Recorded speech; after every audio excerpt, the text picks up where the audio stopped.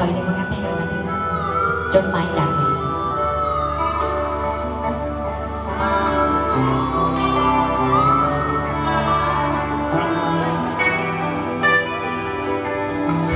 แนบเห็นจดหมายที่ส่งมา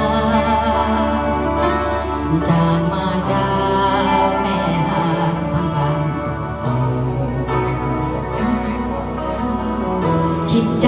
ตื่นตันมือสั่นยื้อเอาสองจดหมาย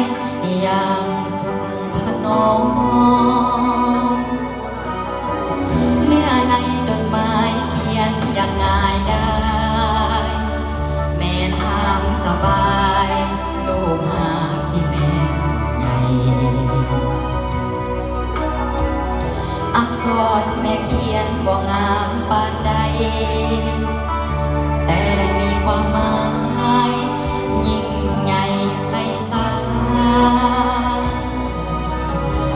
ลูกยังจดจำยามลูกจากลามารดาคนดีดื่มหนังสือบัดนี้จดหมายลูกมีในมือคือตัวหนังสือเขียนจากแม่แม่คงรักลูกบ่หลายลาวันแม่จึงขยันทำเขียนเก่ง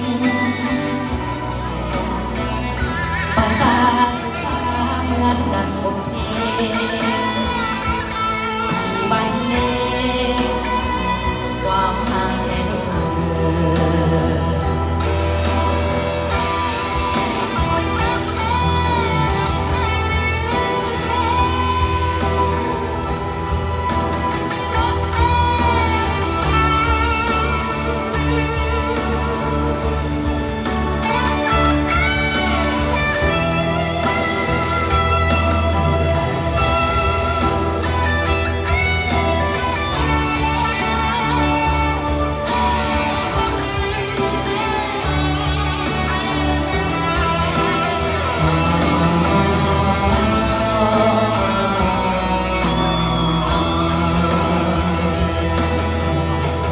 แนบเห็นจดหมายที่ส่งมา